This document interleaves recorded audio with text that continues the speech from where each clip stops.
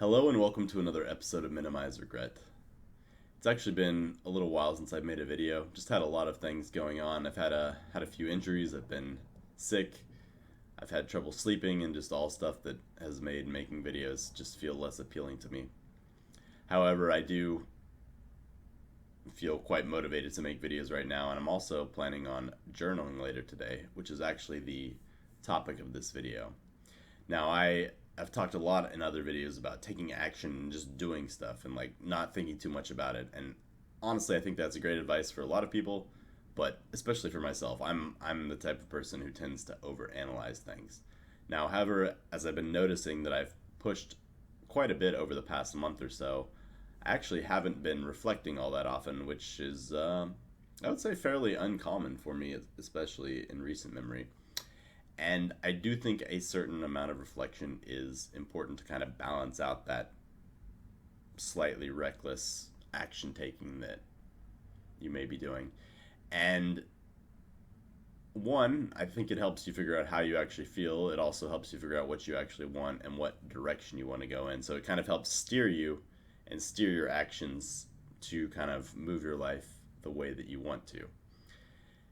And life is certainly always about balance, and this is something that constantly comes up in my head. I think, well, this extreme and this ideal is so great, but then I think about something that's completely opposite, and I think, oh, this is so great, but then I realize that, well, maybe you need both extremes in your life to kind of balance yourself out. And so, like, taking semi reckless action can be balanced out by journaling, which I think is the ultimate form of reflection.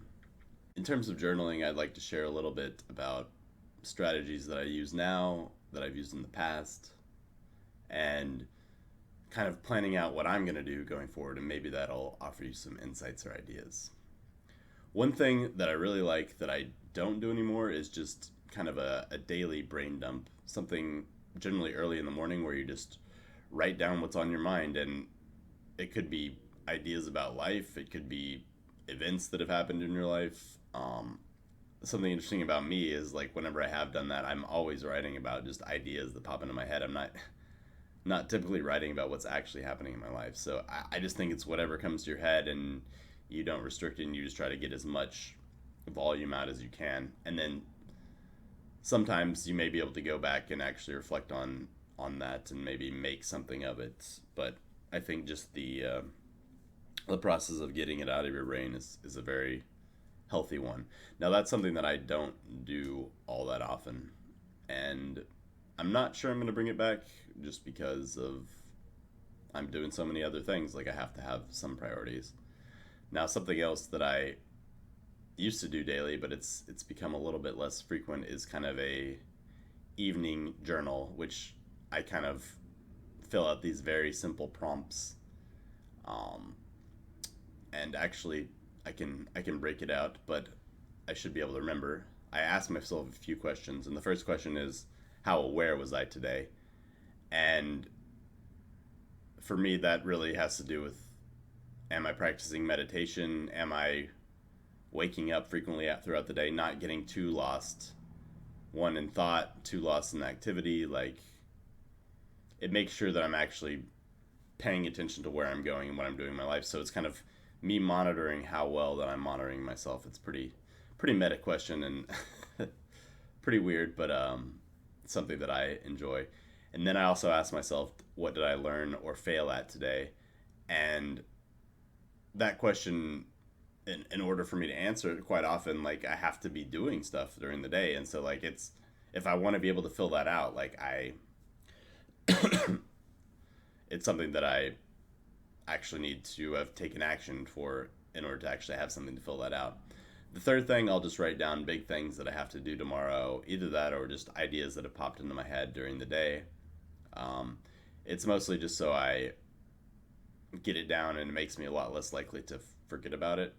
I'm not the most organized person, so I will occasionally go back to my journal and make sure I didn't miss anything, but also just the fact that I wrote it down makes it much easier for me to remember, and I think it also reduces any anxiety that I'm going to forget about something the next day. Let's see what else. If I have any worries, that's something that I'll also write down in the journal, just because I believe there has been studies on this type of thing. And if you write down stuff sufficient with a sufficient time before you go to bed, like it helps you just let go of them and not carry them into bedtime. For me, I don't know if it actually works. I actually rarely write down worries because, like, at least recently, my mind just hasn't been fixated on worries. It's been more fixated on the stuff that I'm excited to learn and grow at. And, like, honestly, BJJ has been on my mind quite a bit recently. So that, although I do have some slight worries about getting injured in general, and I have gotten injured, it's not a major concern for me at this point, and I'm still mostly have excitement about it rather than worry. And then the final thing I'll write down are good things that happened to me during the day. Um, it's a form of gratitude practice. There are many forms of gratitude practice, but it's also kind of me training my brain to focus on the good things rather than the negative things. So this is something that I used to do every evening. Now it kind of depends how late it is. Like sometimes I'm going to bed so early, I just cut it out. But it is something that I like to continue doing. And then another form of journaling that I have been doing, but I actually have forgotten recently, is kind of a monthly journal. And this is the most profound to me because you really have to take time to kind of block everything out and actually focus. And it's really cool to see where your life has changed from the prior month and how much things may be different, how much things may have improved or gotten worse. And also during this time, I'll try to plan and think about the future a little bit more because that's quite honestly not something that I do all that often. So, from my perspective, a month is a good chunk of time because it's enough time for you to actually have made noticeable changes in your life, but it's not so much time that your whole life is passing you by. So, yeah, those are my current and some past journaling strategies. Let me know if you have any unique journaling strategies that have worked well for you, and I'll talk to you guys in the next video. Peace.